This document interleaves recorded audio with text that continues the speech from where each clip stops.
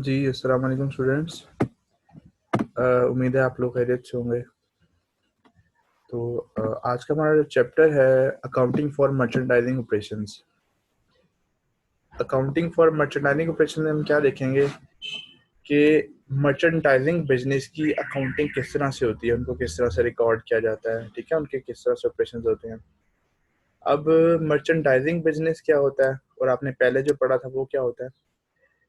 इससे पहले जो आप अकाउंटिंग प्रोसेस करते आए हैं वो था बेसिकली सर्विसेज से रिलेटेड, कि आपकी सर्विस फर्म है, कोई सर्विसेज प्रोवाइड करती है, ठीक है, let's say consultant, tax consultant services provide करती है, ठीक है। तो उसमें क्या होता है, उसमें सिंपली उसमें आप कोई चीज़ खरीदते नहीं है, खरीद कर कोई चीज़ बेचते नहीं है, बल्कि आप अपनी सर्विसेज प्रोवाइड करते हैं किसी को, ठीक है। तो वो होता है आपका सर्विसेज बिजनेस, ठीक है। क्योंकि मर्चेंडाइजिंग बिजनेस क्या होता है, जिसमें आप कोई ना कोई चीज़ खरीद कर उसे आगे बेचते हैं। मिसाल के तौर पे आपने एक प्रोडक्ट खरीदी 100 रुपए की और आगे उसे बेच दी 130 रुपए में, तो ये आपका मर्चेंडाइजिंग बिजनेस है। या आपने एक प्रोडक्ट खरीदी 100 रुपए की, उसकी प्रोसेसिंग की, ठीक है, उसकी को किसी मजीद अच्छी शेप में लेके आए, 20 रुपए उस पर कॉस्ट लगाई, एक्स्ट्रा कॉस्ट लगाई, 100 और 20 120, देन आपने उसको 150 में सेल कर दिया।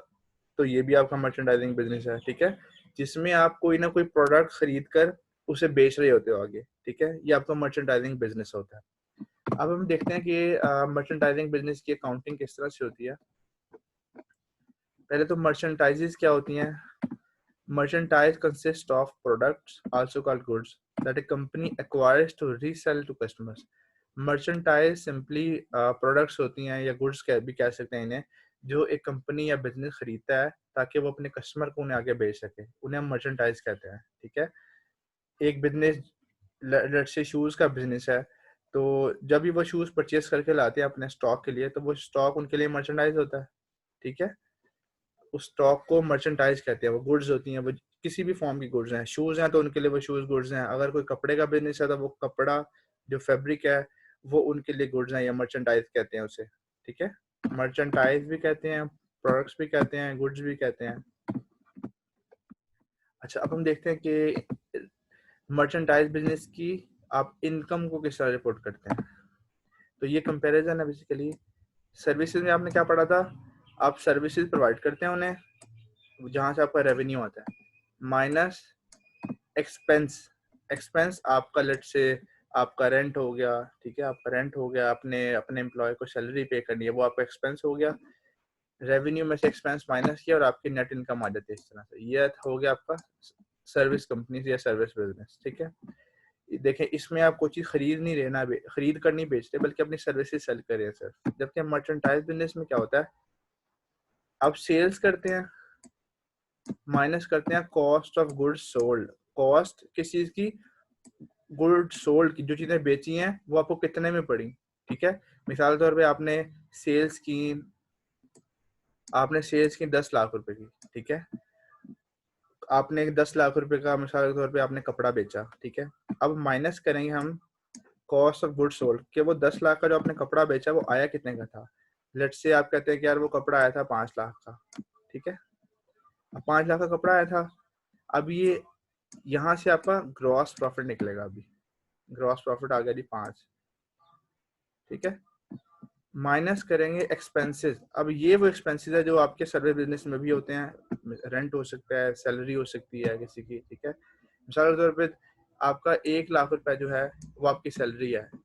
आपने अपने एम्प्लॉयज को सैलरी दी, या आपने रेंट एक्सपेंस पे किया, ठीक है जी। अब आपकी नेट इनकम आएगी 4 लाख, आपकी नेट इनकम आ गई, ठीक है जी। तो ये होता है मर्चेंडाइज बिजनेस की इनकम, इस तरह से शो करते हैं। सर्विसेज में सिंपल क्या था, आपने 10 लाख की मिसाल के तौर पर सर्विसेज प्रोवाइड की किसी किसी बिजनेस को, आपने उनकी ऑडिटिंग की या उनको टैक्स कंसल्टेंसी प्रोवाइड की 10 लाख रुपए की, माइनस आपने रेंट एक्सपेंस पे किया या अपने एम्प्लॉयज को सैलरी पे की मिसाल के तौर पर 4 लाख रुपए, ठीक है जी। नेट इनकम कितनी आ गई, 6 लाख। अब यहाँ पे आप कोई चीज़ खरीद कर नहीं बेचते सर्विस बिजनेस में, जबकि मर्चेंटाइजिंग में आप कोई ना कोई चीज़ खरीद कर बेच रहे होते हैं या उसको बनाकर बेच रहे होते हैं, ठीक है। अच्छा जी, तो ये इसका प्रोसीजर है जो मैंने आपको बताया। नेट इनकम कैसे निकालते हैं, नेट सेल्स, कितनी सेल्स की, माइनस वो जो चीज़ें बेची वो कितने की आई थी आपके पास, ठीक है। देन ये आ गया ग्रॉस प्रॉफिट। अभी ग्रॉस प्रॉफिट में से एक्सपेंस लेस करेंगे, देन आपकी नेट इनकम आएगी, ठीक है। ये इसी के आगे एग्जांपल दी हुई है।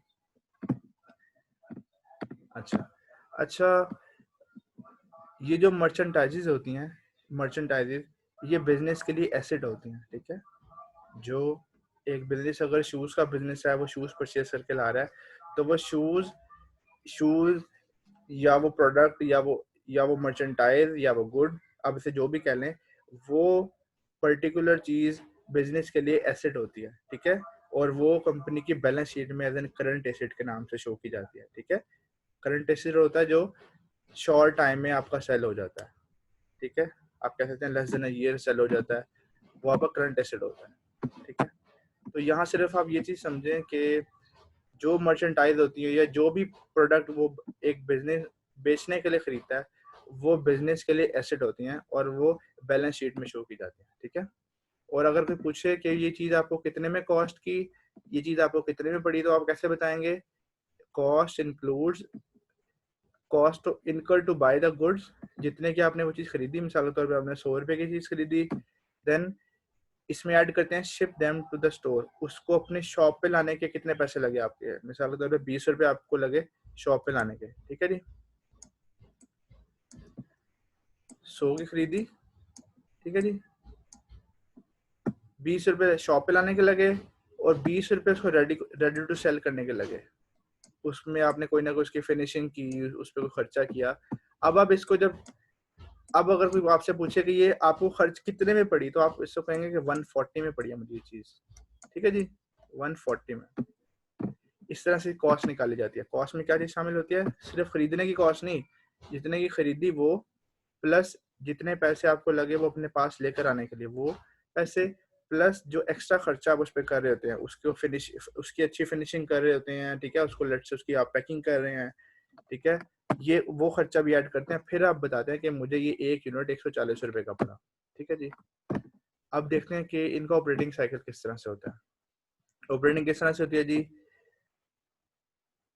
आपने पहले परचेजेस की, ये साइकिल, लेट से आप साइकिल्स का बिजनेस करते हैं, अब आपने परचेजेस की साइकिल्स, अब साइकिल्स जो है वो आपके लिए मर्चेंटाइज कहलाती हैं, ठीक है। अगर शूज से परचेज किए तो शूज आपके लिए मर्चेंटाइज इन्वेंट्री है, अब साइकिल आपके लिए मर्चेंटाइज इन्वेंट्री है। आपने ये परचेज की, ये मर्चेंटाइज इन्वेंट्री बन गई।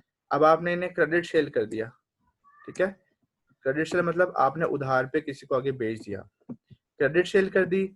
जब क्रेडिट सेल की कैश तो नहीं आया बल्कि अकाउंट रिसीवेबल आ गया, आपने कहा जी ये मेरा एसेट है, ठीक है, लेकिन अभी तक ये रिसीव नहीं हुआ, रिसीव करना है मैंने in short duration, in short time period, ठीक है। अकाउंट रिसीवेबल बन गए। अकाउंट रिसीवेबल आपने जैसे वो टाइम पीरियड पूरा हुआ, 1 माह का या 2 माह का या जितना भी टाइम पीरियड है वो पूरा हुआ, आपने कैश कलेक्शन की और ये आपका एक ऑपरेटिंग सर्कल पूरा हो गया इस बिजनेस का, ठीक है जी। अब इन्वेंट्री आप देख चुके हैं, इन्वेंट्री क्या होती है? जो भी प्रोडक्ट आप खरीदते हैं बेचने के लिए वो आपकी इन्वेंट्री कहलाती है, ठीक है। अगर आपसे कोई पूछें कि आपके पास कितनी इन्वेंट्री अवेलेबल है, तो आप कैसे बताएंगे? आप कहेंगे जी जब लेट से ये महीना शुरू हुआ तो हमारे पास 50 यूनिट्स मौजूद थे एक प्रोडक्ट के, ठीक है। 100 आपने मजीद परचेज किए, ठीक है, सिंपली। तो तो आपसे पूछा जाएगा कि कितनी चीजें अवेलेबल हैं, आप कहेंगे जी 150 अवेलेबल है मेरे पास। जब महीना खत्म होगा वो पूछेंगे जी बताएं अब क्या चीज है, कितने यूनिट्स आपके पास अवेलेबल हैं, कितने सेल कर दिए। जितनी चीजें सेल कर दी वो चली जाएंगी आपकी कॉस्ट ऑफ गुड्स सोल्ड में। मिसाल के तौर पे आपने इनमें से 110 रुपए की जो चीजें थी वो सेल कर दी आपने, 110 रुपए ये कॉस्ट है। बेची कितने की हम ये बात नहीं कर रहे, हो सकता है ये चीजें हमने 500 की बेची हो, हम सिर्फ ये देख रहे हैं कि ये चीजें कितने की बेची, खर्चा कितना आता है इन चीजों पे जो बेची। जो चीजें बेची उन पे खर्चा आया था 110 रुपए, और एंडिंग इन्वेंट्री जो चीजें बच गई वो बची आपके पास 40 रुपए की। सिंपल सा स्टेप है, ठीक है। अच्छा, अब हम आते हैं एंट्रीज की तरफ कि ये एंट्रीज किस तरह करते हैं। जैसे कि आप एंट्रीज पहले देख चुके हैं, ठीक है, आप रूल्स देख चुके हैं कि एसेट को क्या करते हैं, लायबिलिटी को क्या करते हैं, डेबिट कब करते हैं, क्रेडिट कब करते हैं, हम उसी रूल्स के तहत चलते हैं।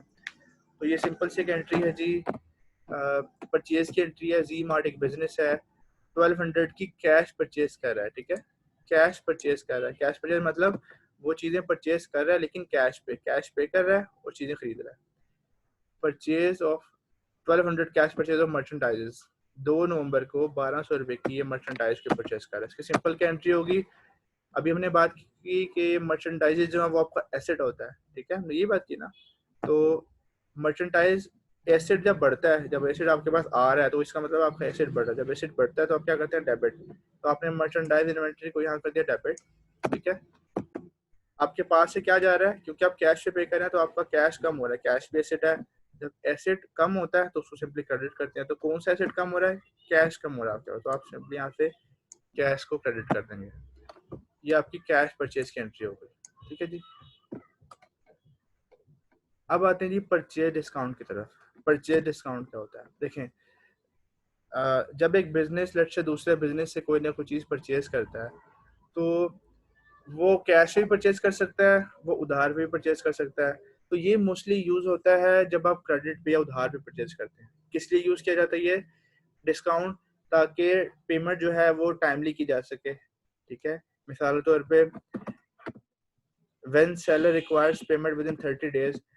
अच्छा, पहले एक चीज देख लें कि जब एक बिल बनता है कि यार आपने ये पे करना है, ठीक है, तो उस पे पर्टिकुलर टर्म्स लिखी होती हैं, क्रेडिट टर्म्स लिखी होती हैं, यानी कि उस पे शराइत लिखी गई होती है कि कितनी अमाउंट आपने पे करनी है और कितने दिनों में आपने अमाउंट पे करनी है। इसे कहते हैं क्रेडिट टर्म्स, ठीक है। अब क्रेडिट टर्म किस तरह से हो सकती हैं? मिसाल के तौर पे when sellers require payment with in 30 days. अगर सेलर चाहते हैं कि 30 दिन के अंदर अंदर पेमेंट कर दिए आफ्टर द इनवॉइस डेट, मतलब जिस दिन चीजें सेल हुई उसके 30 दिन बाद पेमेंट कर दी जाए, तो वो क्या टर्म्स लिखेगा? क्रेडिट टर्म N/30, एन इस फॉर्म में लिखेगा वो, ठीक है। इसका मतलब क्या है कि फॉर नेट 30 डेज के आपने जब पेमेंट करनी है आपके पास 30 दिन मौजूद है पेमेंट करने के लिए, ठीक है। 30 दिन के अंदर आपने लाजमी पेमेंट करनी है, तो ये टर्म है, क्रेडिट टर्म है एक, ठीक है जी। अब हम बात करते हैं ये इस डिस्काउंट की, पर्टिकुलर डिस्काउंट की। ये जो कैश डिस्काउंट दिया जाता है कि आपने इतने दिन के अंदर पेमेंट करनी है, अगर आप इससे पहले करेंगे तो आपको डिस्काउंट मिल जाएगा, ठीक है। 30 दिन में पेमेंट करेंगे तो फुल पेमेंट करनी है, अगर आप 10 दिन में पेमेंट करेंगे तो आपको आपको सेलर जो आपको डिस्काउंट दे देता है। तो ये जो डिस्काउंट होता है ये कस्टमर के लिए या बायर के लिए कहलाता है परचेज डिस्काउंट। आपने एक चीज खरीदी 1,000 रुपए की, ठीक है, आपने कहा कि यार मैं आपको, आपके सेलर ने कहा जिससे आपने चीज खरीदी कि यार आप मुझे 1 माह के अंदर ये 1,000 रुपए की पेमेंट कर देना, ठीक है। लेकिन साथ वो ये भी क्रेडिट टर्म लिखता है कि अगर आप पहले 10 दिन के अंदर पेमेंट करेंगे तो मैं आपको 2% डिस्काउंट दूंगा, ठीक है। तो ये जो 2% डिस्काउंट है यानी कि 1,000 रुपए में से 20 रुपए, अगर तो आप पहले 10 दिन के अंदर पेमेंट कर देते हैं तो ये 20 रुपए आपके लिए परचेज डिस्काउंट हो जाएगा, और यही 20 रुपए क्योंकि सेलर आपको दे रहा है उसके लिए सेल डिस्काउंट हो जाएगा, ठीक है। लेकिन अगर आप 10 दिन में पेमेंट नहीं करते तो ये डिस्काउंट वैलिड ही नहीं होगा, ठीक है, आपको पूरे के पूरे 1,000 रुपए पे करने पड़ेंगे। अब एक एग्जांपल है कि ये टर्म किस तरह से हो सकती है। For example credit term 2, 10 and 30। अब इसका क्या मतलब है कि पूरी पेमेंट आपने देनी है 60 दिन में, पूरे के पूरे 1,000 रुपए आपने देने हैं 60 दिन में, ठीक है। लेकिन 2/10 का मतलब ये होता है कि अगर आप पहले 10 दिन के अंदर पेमेंट कर देंगे तो 2% आप डिस्काउंट अचीव कर सकते हैं। इस टर्म का ये मतलब होता है, ठीक है। इसकी 2 मजीद एग्जांपल्स देख लेते हैं। 315 एंड 50, इसका मतलब है 3% डिस्काउंट मिलेगा अगर 15 दिन के अंदर पेमेंट कर देंगे, ठीक है। अदरवाइज 50 दिन के अंदर आपने फुल पेमेंट करनी है। इस तरह ये नेक्स्ट है 4/10 एंड N/90, इसका मतलब है 4% डिस्काउंट मिलेगा कब? अगर 10 दिन के अंदर पेमेंट करेंगे। अदरवाइज 90 दिन का आपके पास नेट डेज है, नेट टाइम पीरियड है कि 90 दिन के अंदर आपने पूरी की पूरी पेमेंट ही करनी है, ठीक है। ये एक डायग्राम बनाई गई है, इसमें क्या बताया गया है? क्रेडिट पीरियड है, ये मिसाल के तौर पर 90 दिन का क्रेडिट पीरियड है, ठीक है। इसमें जो ये पर्टिकुलर पोर्शन है, शुरू का पोर्शन, ये होता है डिस्काउंट पीरियड। अगर आप इस दौरान पेमेंट कर देंगे तो डिस्काउंट मिल जाएगा आपको, अगर आप इसके बाद पेमेंट करेंगे तो आपको पूरी पेमेंट करनी पड़ेगी, ठीक है। अब परचेज डिस्काउंट को हम किस तरह से लिखते हैं, इसकी एंट्री किस तरह से करते हैं? एग्जाम्पल है जी, जी मार्ट एक बिजनेस है, 1200 की परचेज कर रहा है ऑन क्रेडिट। क्रेडिट परचेज करा, टर्म क्या है? 2, 10 एंड 30, मतलब 10 दिन के अंदर पेमेंट करेगा तो 2% डिस्काउंट, अदरवाइज 30 दिन के अंदर फुल पेमेंट करनी है। अभी जब ये बंदा चीजें परचेज कर रहा है तो क्या कर रहा है, ये क्रेडिट पे परचेज कर रहा है, क्रेडिट पे। इसका मतलब अभी तक ये पेमेंट नहीं कर रहा, क्रेडिट पे परचेज कर रहा है, तभी उन्होंने क्रेडिट टर्म्स दिए हैं। जब वो परचेज करके लाएगा तो क्या एंट्री होगी, अब देखेंगे क्या चीज इन्वॉल्व हो रही है। एक आपकी इन्वेंट्री इन्वॉल्व हो रही है जो आप परचेज कर रहे हैं, सेकेंडली आपका या कैश इन्वॉल्व होगा या अकाउंट्स पेबल, क्योंकि आप उधार पे चीज खरीद रहे हैं तो आप कहेंगे अकाउंट्स पेबल आपका इन्वॉल्व हो रहा है। अब देखें, इन्वेंट्री जो है वो आपका एसेट है, ठीक है। इन्वेंट्री क्योंकि आ रही है आपकी बढ़ रही है, तो जब आपका एसेट बढ़ता है तो हम उसे डेबिट करते हैं, इसीलिए यहाँ हम इन्वेंट्री को डेबिट कर देंगे 1200 से, ठीक है जी। अब देखते हैं अकाउंट्स पेबल क्या है। अकाउंट्स पेबल बिजनेस के लिए एक लायबिलिटी होती है, ठीक है। तो लायबिलिटी जब बढ़ती है बिजनेस की तो वो क्या करते हैं, लायबिलिटी को क्रेडिट किया जाता है। तो हमने यहाँ अकाउंट्स पेबल को 1200 से क्रेडिट कर दिया, ठीक है। ये आपके बीच परचेज की एंट्री हो गई। अब आते हैं पेमेंट के टाइम पे। अगर तो क्योंकि 2 नवंबर किसने चीज परचेज की थी और 12 नवंबर तक ये पेमेंट कर रहा है, 12 नवंबर को ये पेमेंट कर रहा है, तो कैसे पेमेंट करेगा, अकाउंट्स पेबल जो कि लायबिलिटी है, क्योंकि अब ये लायबिलिटी कम हो रही है क्योंकि पेमेंट जो कर रही है, अकाउंट्स पेबल पहले क्रेडिट था, इसको अब डेबिट कर देंगे, अकाउंट्स पेबल डेबिट। अब क्रेडिट क्या करेगा, क्योंकि ये पेमेंट करने जा रहा है और पहले 10 दिन के अंदर, तो ये क्या करेगा, पहले तो ये देखेगा कि क्योंकि मैं 10 दिन के अंदर पेमेंट कर रहा हूँ तो 2% मेरा डिस्काउंट है। अब 2% डिस्काउंट के हिसाब से 1200 का 2% बनता है 24, ठीक है। तो 1200 में से भी ये कैश कितना पे करेगा, 1176 का कैश पे करेगा, ठीक है। बाकी 24 रुपए जो है वो इसका कैश डिस्काउंट है, ठीक है, वो इसका डिस्काउंट है। अब डिस्काउंट को किस फॉर्म में लिखेगा, ये डिस्काउंट को ये मर्चेंटाइज इन्वेंट्री के नाम से ही लिखेगा। मर्चेंटाइज इन्वेंट्री आपका एसेट था, ठीक है, और आप एसेट बढ़ता है तो आप डेबिट करते हैं, एसेट के पैसे बढ़ते हैं तो डेबिट करते हैं। आपने एसेट खरीदा था 1200 का, ठीक है, लेकिन जब आपको डिस्काउंट मिल गया तो आपने कहा अब इस एसेट को आपने 24 रुपए से यानी कि डिस्काउंट अमाउंट से क्रेडिट कर दिया। अब आप ये कहेंगे कि ये जो सारे का सारा एसेट मैं परचेज करके लाया हूँ ये 1200 का नहीं पड़ा, जब आप लाए थे 1200 का लाए थे, जब आपने डिस्काउंट मिल गया तो आपने 24 रुपए क्रेडिट कर दिए। अब अगर कोई पूछे कि यार ये जो आप यूनिट्स परचेज करके लाए थे कितने पैसे के पड़े हैं आपको, आप कहेंगे जी ये मुझे 1176 रुपए के पड़े हैं, ठीक है। अब आते जी परचेज रिटर्न एंड अलाउंसेस की तरफ। एक चीज आप खरीदते हैं, परचेज करते हैं, ठीक है, उसकी एंट्री आपने देख ली, देन आपने क्या देखा कि उस परचेज पे आपको डिस्काउंट भी मिल सकता है अगर आप एक क्रेडिट टर्म्स के मुताबिक टाइमली जो है अपना बिल पे करें। अब जो चीजें आप खरीदते हैं वो चीजें वापस भी की जा सकती हैं, ठीक है। मिसाल तौर पर वो डिफेक्टिव हो जाती हैं या टूटी हुई निकलती है अंदर से, या आप उन्हें वैसे ही वापस करना चाहते हैं, आप कहते हैं कि यार मैं ये नहीं लेना चाह रहा, मैं कुछ और लेना चाह रहा था, तो आप इस पर्पज के लिए भी वापस कर सकते हैं। तो अब हम देखते हैं कि परचेज रिटर्न और परचेज अलाउंस क्या होता है। परचेज रिटर्न सिंपली जो चीज़ आप वापस भेजते हैं जिससे परचेज की गई होती है, क्या ये चीज़ें वापस ले लें, ये मैंने नहीं खरीदनी किसी भी वजह से, ये आपकी परचेज रिटर्न कहलाती हैं। अब परचेज अलाउंस क्या होता है, परचेज अलाउंस ये होता है कि आपने चीज़ें खरीदी, ठीक है, आपने 1000 रुपये की चीज़ें खरीदी, ठीक है, जब आप अपने पास लेकर आए आपने उन्हें चेक किया तो आपको पता लगा कि यार इनकी क्वालिटी कुछ बेहतर नहीं लग रही मुझे, जैसी आप परचेज करना चाहते हैं वैसी क्वालिटी नहीं है। आपने अपने अपने जो आपका सेलर है आपने उससे कांटेक्ट किया, आपने कहा कि यार ये चीज़ें जो मैं चाह रहा था उस क्वालिटी के मुताबिक नहीं है तो मैं ये वापस भेज दूंगा, या अगर आप चाहते हो कि मैं ये रख लूँ तो आप मुझे एक्स्ट्रा डिस्काउंट ऑफर करो। तो आपका सेलर कहता है कि यार आप ऐसा करो, आप 20% हम आपको डिस्काउंट देते हैं, ठीक है, 20% का आपको अलाउंस देते हैं, यानी कि अगर ये चीज़ें आप इसी फॉर्म में अपने पास रख लेंगे तो हम आपको 20% आपको हम अलाउंस दे देंगे, ठीक है। तो इसे कहते हैं परचेज अलाउंस, ठीक है जी। अब परचेज अलाउंस की एग्जांपल क्या हुई, Z-Mart buyer issues a 300 debit memorandum for an allowance from Trex for defective merchandises, ठीक है। Z-Mart ने डेबिट मेमोरेंडम एक इशू किया अपने सेलर को, ट्रेक्स यानी कि एक बिजनेस है जिससे चीजें परचेज की थी, उसे डेबिट मेमोरेंडम शो किया 300 रुपए के हिसाब से कि 300 रुपए जो है हमारा क्या है वो परचेज अलाउंस है, ठीक है।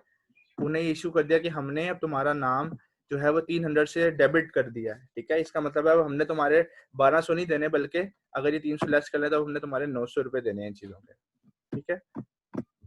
इसकी एंट्री किस तरह से होगी, जब हमने एक चीज खरीदी थी तो उसकी एंट्री क्या थी, मर्चेंटाइज को हमने डेबिट किया था और अकाउंट्स पेबल को क्रेडिट किया था, ठीक है। अब क्योंकि हमें अलाउंस मिल रहा है तो हम क्या करेंगे, अभी हम पेमेंट नहीं कर रहे, ठीक है। हम अभी से एंट्री को जब देख लेते हैं कि एंट्री क्या होगी। हम कहेंगे जी अकाउंट्स पेबल को 300 से कम कर दो, ठीक है। लाइबिलिटी है, लाइबिलिटी कम करने के लिए डेबिट करते हैं, 300 से डेबिट कर दिया। और मर्चेंटाइजेज जो है ये आपका एसेट है, ठीक है। एसेट की जब वैल्यू आपने कम करनी होती है तो उसको क्रेडिट कर देते हैं। अब 300 से मर्चेंडाइज को क्रेडिट कर देंगे आप, ठीक है। तो ये आपका परचेज अलाउंस हो जाएगा इसमें। अब परचेज रिटर्न क्या होती है जी,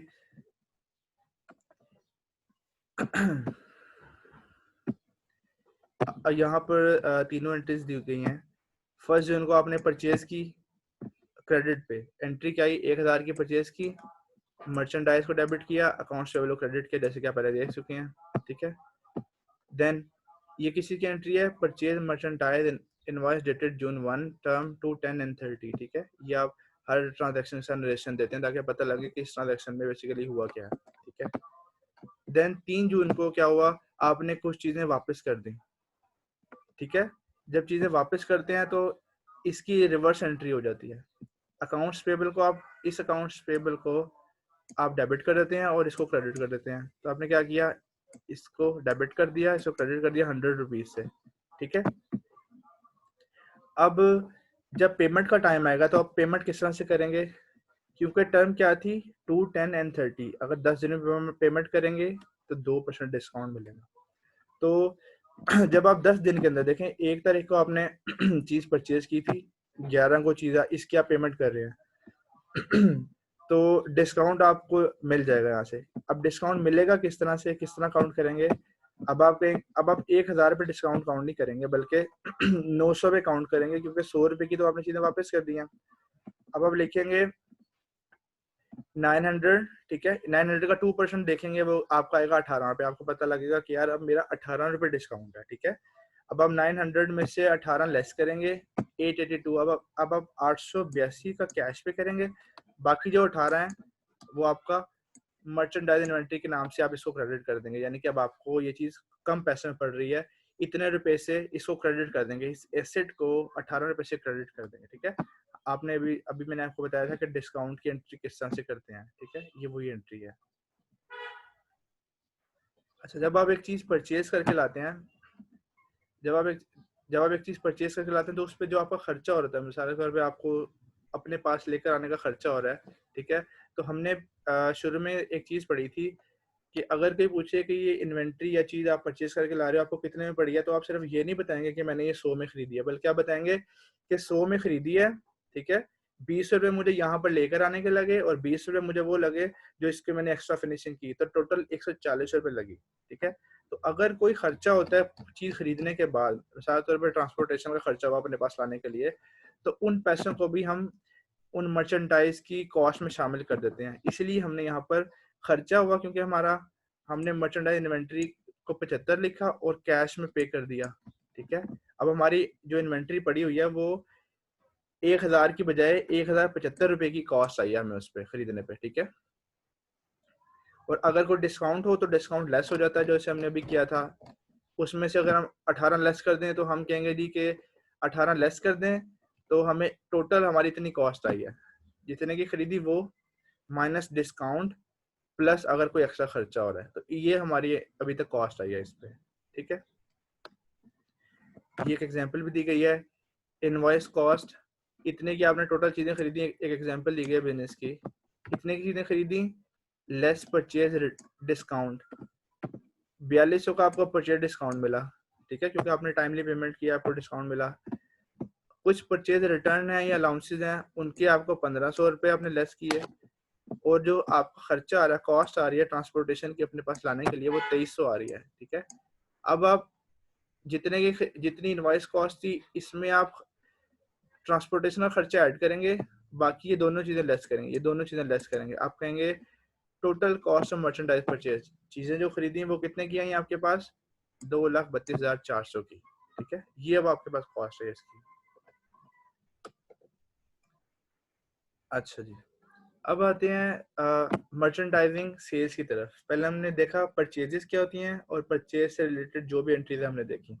अब आते हैं सेल्स की तरफ। सेल्स में क्या एंट्रीज होती हैं? एक तो सेल करने की एंट्री, अगर कोई डिस्काउंट दिया जाता है तो सेल डिस्काउंट की एंट्री, अगर सेल्स रिटर्न होती हैं हमारे पास वापस आ जाते हैं सेल करने के बाद तो सेल रिटर्न की एंट्री, अगर कोई हम अलाउंस उन्हें इशू करते हैं तो उस अलाउंस की एंट्री, ठीक है।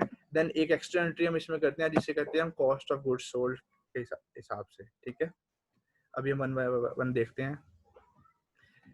तो sales of merchandise, each sales transaction for a seller merchandise involves two parts। Sale वाला जब भी मर्चेंडाइज सेल करता है उसकी एक एंट्री के दो पार्ट होते हैं, एक ट्रांजैक्शन के दो पार्ट्स होते हैं, ठीक है। एक पार्ट होता है जिसमें वो रेवेन्यू को रिकॉग्नाइज करता है, ठीक है। Revenue received in the form of an asset from the customer, ठीक है। एक पार्ट में रेवेन्यू को रिकॉग्नाइज करता है, दूसरे पार्ट में कॉस्ट को रिकॉग्नाइज करता है, ठीक है। अब इसकी एंट्री किस तरह से करते हैं, अभी हम एग्जांपल देख लेते हैं कि ये दो पार्ट्स किस तरह से सेल्स में इन्वॉल्व होते हैं। G Mart sold 2400 of merchandise on credit on 3 November, ठीक है। जी मार्ट जो है वो 2400 रुपए की मर्चेंडाइज सेल कर रहा है उधार पे, ठीक है। अब देखते हैं इसके दो पार्ट किस तरह से होते हैं।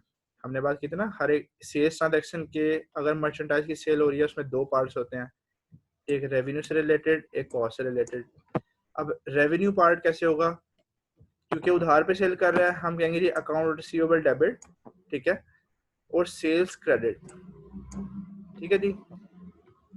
परचेजेस जब आप करते हैं, ठीक है, तो वो आप डेबिट करते हैं, लेकिन जब आप सेल्स करते हैं तो आप क्रेडिट करते हैं, ठीक है।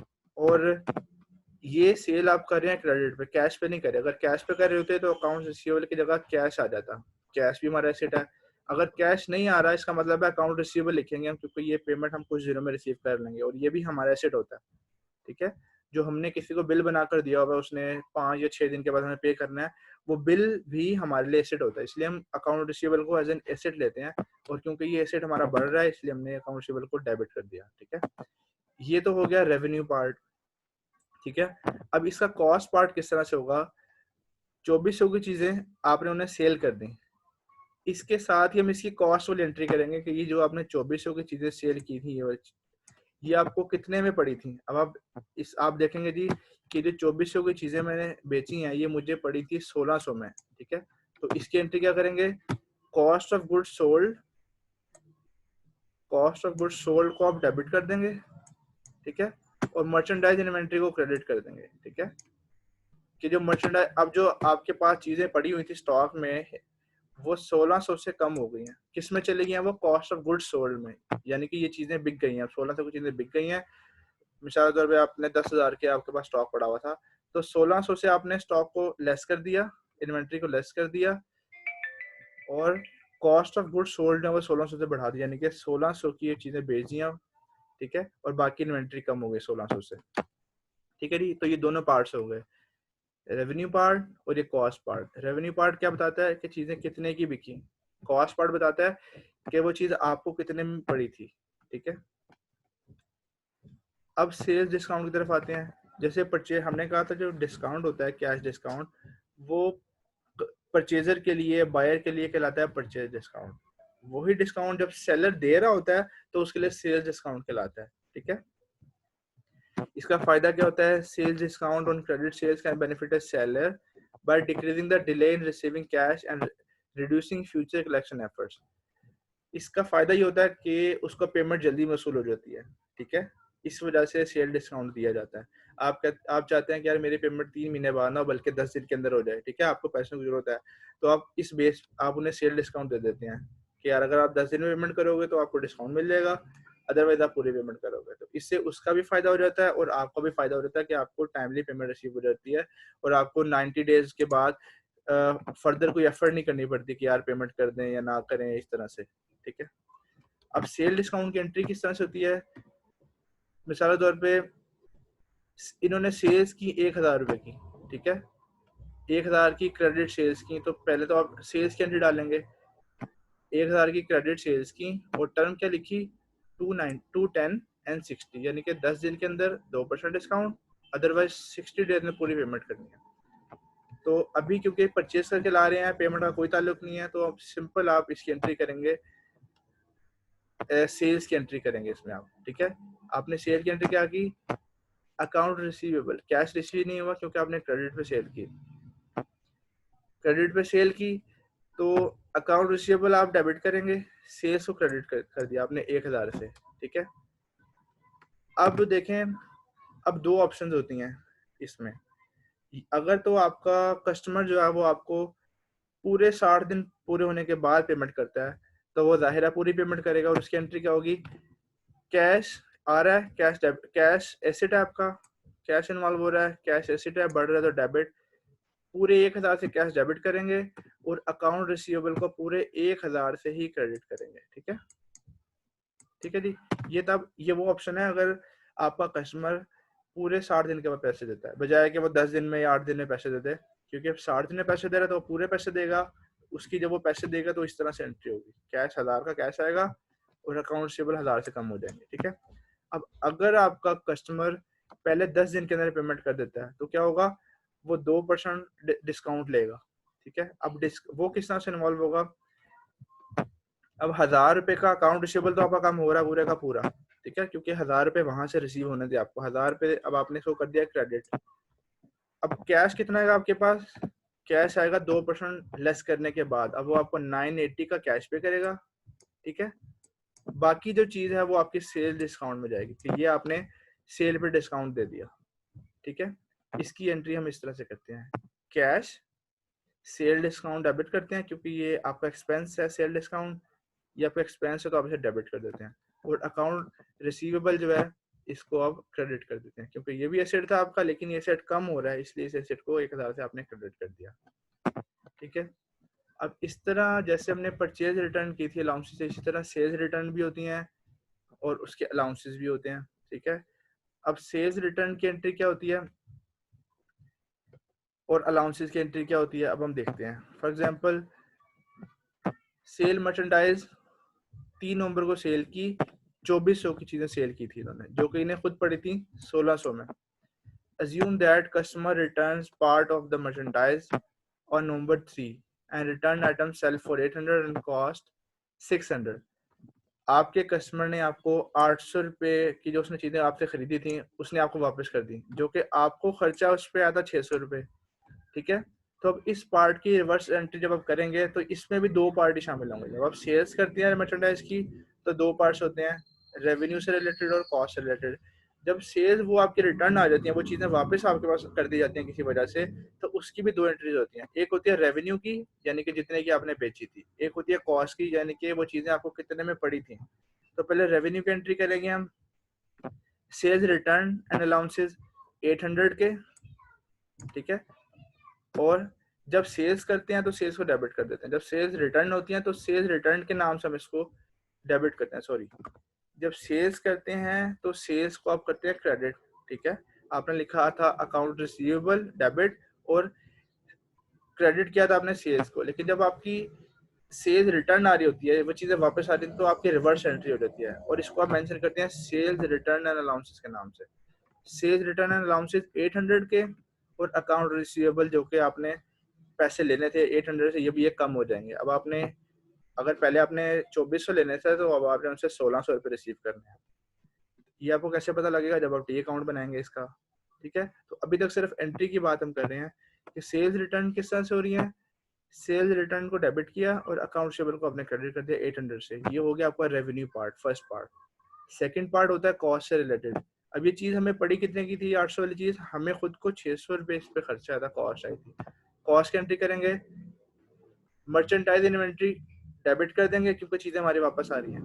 कितने से वापस आ रही हैं, इसकी खर्च कॉस्ट थी 600, 600 से डेबिट कर दिया, और कॉस्ट ऑफ गुड्स सोल्ड जो कि हमने पहले डेबिट की थी, ठीक है। अब कॉस्ट ऑफ गुड्स सोल्ड को हम 600 से क्रेडिट कर देंगे, ठीक है। अब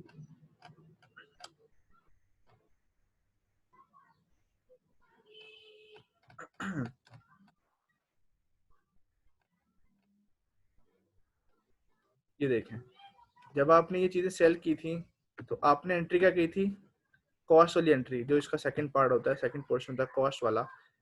कॉस्ट ऑफ गुड्स सोल्ड को डेबिट किया था और मर्चेंडाइज इन्वेंट्री को क्रेडिट किया था, ठीक है। लेकिन जब चीजें वापस आती हैं तो आप कॉस्ट को यहाँ क्रेडिट कर देते हैं और मर्चेंडाइज इन्वेंट्री को डेबिट कर देते हैं, ठीक है। तो ये आपकी आगे एंट्री, मर्चेंडाइज को डेबिट कर दिया, कॉस्ट को क्रेडिट कर दिया आपने, ठीक है जी। इस तरह सेल्स अलाउंस होता है, ठीक है। से जैसे हमने बात की थी कि आप उन्हें कहते हैं कि यार आप ये चीजें जिस फॉर्म में भी हैं, अगर ये डिफेक्टिव हैं, टूटी हुई हैं, तो आप ये अपने पास रखते हैं, हम आपको इतने का जो है वो अलाउंस दे देते हैं। तो अलाउंस की एंट्री आप खुद किस तरह से करेंगे, अलाउंस उसी नाम से करेंगे, सेल्स रिटर्न एंड अलाउंस के नाम से इसको क्रेडिट करें, डेबिट करेंगे, ठीक है। और अकाउंट रिसीवेबल को आप क्रेडिट करेंगे, यानी कि अब आपको वहां से 100 रुपए मजीद कम मिलेंगे क्योंकि आपने डिफेक्टिव चीजें उन्हें भेजी थी और अब आप उन्हें कह रहे हैं कि यार अब आप 100 रुपए कम दे देना। तो आपने अकाउंट रिसीवेबल जो आपका एसेट था इसको आपने क्रेडिट कर दिया 100 से, यानी कि अब आपको पहले से 100 रुपए कम रिसीव होने हैं, ठीक है जी। अब अकाउंटिंग साइकिल किस तरह से होता है, जैसे हमने बात की थी कि बिगिनिंग इन्वेंट्री होती है, जो चीज़ आपके पास साल के या महीने के शुरू में पड़ी है। देन आपने कितने की चीज़ें परचेज की, वो टोटल चीज़ें आ जाएगी, मिसाल के तौर पे 150 की चीज़ें आ गई जो हमने पहले एग्जांपल देखी थी, ठीक है। देन एंडिंग इन्वेंट्री, हमने कहा था कि 110 रुपये की जो चीज़ें थी जो कॉस्ट पार्ट से आ रही होती हैं, 110 की चीज़ें हमने बेच दी और 40 रुपये की चीज़ें बच गई। अब इनको रिपोर्ट किस तरह करते हैं, जो चीज़ें बच जाती हैं वो इसका मतलब है आप अगले पीरियड में या अगले साल या अगले महीने इस्तेमाल करेंगे, तो वो अगले टाइम पीरियड के लिए, अगले पीरियड के लिए बिगिनिंग इन्वेंट्री बन जाती है। जैसे ये बिगिनिंग इन्वेंट्री से हमने शुरू किया था ना, अब जब अगला पीरियड शुरू होगा हम कहेंगे यार 40 रुपए की चीजें हमारे पास ऑलरेडी पड़ी हैं, ठीक है। देन आप फर्दर नेक्स्ट पीरियड शुरू करेंगे कि मजीद परचेज करेंगे, दोबारा वो सर्कल शुरू हो जाएगा। अच्छा, ये तो हो गया एंडिंग इन्वेंट्री के एंडिंग इन्वेंट्री जो होती है वो आपकी बिगिनिंग इन्वेंट्री बन जाती है अगले पार्ट की, अगले पीरियड की, ठीक है। और इस दौरान हम एंडिंग इन्वेंट्री को बैलेंस शीट में शो करते हैं कि बैलेंस शीट में हम बताते हैं कि टाइम पीरियड पूरा हो गया, एक पीरियड पूरा हो गया और हमारे पास एंडिंग इन्वेंट्री 40 रुपए की पड़ी है, ठीक है। बाकी जो आपका कॉस्ट ऑफ गुड्स सोल्ड है, जो चीजें आपने बेच दी वो अब बैलेंस शीट में तो शो नहीं कर सकते क्योंकि वो आपका एसेट नहीं है, वो आपने बेच दी है। तो in cost of goods sold को आप इनकम स्टेटमेंट में शो करते हो, जहां पर आप निकालते हो कि आपने कितने की चीजें सेल की, उस पर कॉस्ट कितनी आई और प्रॉफिट आपको कितना हुआ। तो कॉस्ट ऑफ गुड्स सोल्ड को आप इनकम स्टेटमेंट में शो करते हो और एंडिंग इन्वेंट्री क्योंकि आपका एसेट होता है इसको आप बैलेंस शीट में शो करते हो, ठीक है। अब आते हैं जी इनके एडजस्टिंग एंट्रीज की तरफ। तो इसमें सारी एंट्रीज वैसी होती हैं जैसे हमने सर्विस बिजनेस में की थी एडजस्टिंग एंट्रीज, ठीक है। एक इसमें एक्स्ट्रा एंट्री होती है जिसे हम जो होती है श्रिंकेज के नाम से, ठीक है। श्रिंकेज क्या होता है, is a term use to refer to the loss of inventory, कि आपकी इन्वेंट्री का लॉस हो जाता है, ठीक है। आपने इन्वेंट्री जो स्टॉक में रखी हुई है उसका साल के बाद लॉस हो जाता है, चोरी हो गई, थोड़ी बहुत इन्वेंट्री चोरी हो गई या इन्वेंट्री पड़े पड़े खराब हो गई, तो वो जो आपका लॉस हो रहा था उससे आप सारे के सारे को कहते हैं श्रिंकेज, के आपका स्टॉक इतना कम हो गया एक साल के बाद, एक टाइम पीरियड के बाद, ठीक है। तो उसको आपको एडजस्ट करना पड़ता है, ठीक है, ताकि पता लगे कि नेक्स्ट टाइम पीरियड के लिए आपके पास कितना स्टॉक अवेलेबल है। तो श्रिंकेज की किस तरह से एंट्री होगी, देखें। Merchandise inventory account at the end of year 2011 has a balance of 21,250 की एंट्री अवेलेबल थी, but a physical count reveals that only 21,000 of inventory exist. आपके रिकॉर्ड के मुताबिक आपके पास इन्वेंटरी थी 21,250 की, लेकिन जब आपने फिजिकल काउंट किया, जाकर चेक की, तो आपको पता लगा कुछ चीजें वेस्ट हो गई हैं, चोरी हो गई हैं या चीजें बड़ी बड़ी खराब हो गई हैं और अब आपके पास सिर्फ 21,000 की अवेलेबल है। इसका मतलब है 250 का जो है वो श्रिंकेज हो गया। अब श्रिंकेज की एंट्री किस तरह से होती है, अब इस श्रिंकेज को भी आप कॉस्ट ऑफ गुड्स सोल्ड में ही डालते हैं, ठीक है। जो चीजें आपने बेच दी होती हैं, आप कहते हैं कि यार ये चीजें जो लॉस हुआ, ये जो चीजें पड़ी पड़ी खराब हो गई, इसका खर्चा भी बिकी हुई चीजों में डाल दो, ठीक है। तो कॉस्ट ऑफ गुड्स सोल्ड का दोबारा डेबिट करते हो 250 से, ठीक है। और मर्चेंडाइज इन्वेंट्री, क्योंकि इन्वेंट्री आपकी कम हो जाती है, मर्चेंडाइज इन्वेंट्री एसेट है और क्योंकि ये कम हो गया खराब होने की वजह से या चोरी होने की वजह से, तो मर्चेंडाइज इन्वेंट्री को अब यहाँ पर एसेट है, एसेट कम हुआ तो आपने इसको यहाँ क्रेडिट कर दिया, ठीक है जी। अब दो छोटी सी रेशियोज हैं, एक है एसिड टेस्ट रेशियो, ठीक है, और दूसरी है gross margin ratio. Acid test ratio आपकी क्या होती है, क्विक रेशियो भी कहते हैं इसे आप, डिफाइंड एज क्विक एसेट, कि आपके पास क्विक एसेट कितनी है जिसमें cash, short term investment and current receivables divided by current liabilities कितनी है, यानी कि आपके पास टोटल क्विक एसेट्स कितने हैं और करंट लायबिलिटीज कितनी है। ठीक है, अभी asset test ratio basically use होती है जिन्होंने आपको लोन देना होता है। ठीक है, वो ये देखते हैं कि यार क्या आप लोन वापस कर सकते हैं। मिसाल तौर पर आपने 3 महीने के लिए या 6 महीने के लिए लोन लिया, तो वो आपकी एसेट टेस्ट रेशियो देखते हैं कि आपके पास लायबिलिटीज कितनी है, ठीक है, और टोटल क्विक एसेट्स कितने हैं। ठीक है, तो इस हिसाब से वो अंदाजा लगा लेते हैं कि यार ये अपनी लायबिलिटी पूरी कर सकते हैं, क्योंकि लोन एक लायबिलिटी होती है। ठीक है, लोन भी एक लायबिलिटी होती है। तो वो देखते हैं कि यार इस बिजनेस की पहले कितनी लायबिलिटीज हैं और एसेट कितने हैं। ठीक है, क्या एसेट ज्यादा है, क्या लायबिलिटीज ज्यादा है। एसेट टेस्ट रेशियो बेसिकली इस पर्पस के लिए यूज की जाती है। अभी हम इसकी एग्जांपल आगे देखेंगे। फिर हम देखते हैं कि ग्रॉस मार्जिन रेशियो क्या होती है। ग्रॉस मार्जिन रेशियो सिंपली होती है gross margin net sales minus cost of goods sold divided by net sales. Net sales कितनी की minus cost of goods sold, उन पे खर्चा कितना आया। ठीक है, डिवाइडेड बाय दोबारा नेट सेल, इसे आप कहते हैं ग्रॉस मार्जिन रेशियो। ठीक है, ये बेसिकली ये बता रही होती है आपको कि चीज खरीदी कितने की और बेची कितने की। ठीक है, उसमें बेसिकली आपकी क्या रेशियो आ रही होती है, कितने परसेंट आ रहे होते हैं आपके पास, कितने परसेंट का आपको फायदा हो रहा होता है। ठीक है, ये सिर्फ कॉस्ट ऑफ गुड्स सोल्ड इसमें शामिल होती है, इसमें बाकी एक्सपेंस शामिल नहीं होते। ठीक है, हमने बात की थी शुरू में कि मर्चेंटाइज बिजनेस जो होता है उसकी नेट इनकम निकलती है net sales minus cost of goods sold, फिर आता है ग्रॉस प्रॉफिट, उसमें से एक्सपेंस लेस करते हैं, फिर नेट प्रॉफिट आता है। तो क्योंकि हम ग्रॉस मार्जिन रेशियो ले रहे हैं तो एक किस्म का ये net sales minus cost of goods sold बन गया gross margin, divided by net sale करेंगे तो आपकी ग्रॉस मार्जिन रेशियो आ जाएगी। ठीक है, इसकी एग्जांपल है जी, let's say cash and cash equivalents plus short term investment plus current receivables. ठीक है, करंट रिसीवेबल या जो आपके अकाउंट रिसीवेबल हैं जो 1 साल से कम के लिए हैं, वो आगे डिवाइडेड बाय करंट लायबिलिटीज।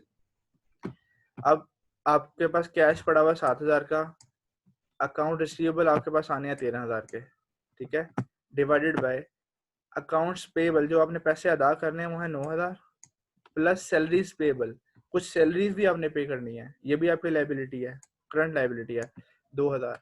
तो 20,000 बटा 11,000 ये आएगी 1.82, ये आपकी आ गई एसेट टेस्ट रेशियो। ठीक है, इसका मतलब है हर 1 रुपए की लायबिलिटी के पीछे आपके पास 1.82 के एसेट अवेलेबल है। ठीक है, अब आते हैं ग्रॉस मार्जिन। सिंपली क्या होता है, ग्रॉस मार्जिन का फार्मूला क्या होता है, ग्रॉस प्रॉफिट जो हमने कैसे निकाला था, net sales minus cost of goods sold, gross profit divided by net sales. Gross profit आपका आपको गिवन भी हो सकता है, आपको निकालना भी पड़ सकता है। ठीक है, gross profit divided by net sales, तो ये आपकी आगे 0.52 और 52% आपका ग्रॉस मार्जिन रेशियो है। ठीक है, कि आपको ग्रॉस जो है वो 52% बच रहे हैं, इसमें से फर्दर एक्सपेंस आप लेस करेंगे तो वो एक आपका नेट प्रॉफिट आ जाएगा। लेकिन चीज को खरीद कर बेचने से अगर सिर्फ हम 2 चीजों को लिंक करें कि कितने की खरीद रहे हैं और कितने की बेच रहे हैं, तो आपको 52% का मार्जिन हो रहा है यहाँ पर। ठीक है, ये टॉपिक आपका चैप्टर यहीं तक है, इसको आप अच्छी तरह समझें। ठीक है, और अपनी बुक से भी कंसल्ट करें, साथ साथ अगर कोई क्यूरी होती है तो आप नेक्स्ट डिस्कशन सेशन में पूछ सकते हैं। Thank you so much.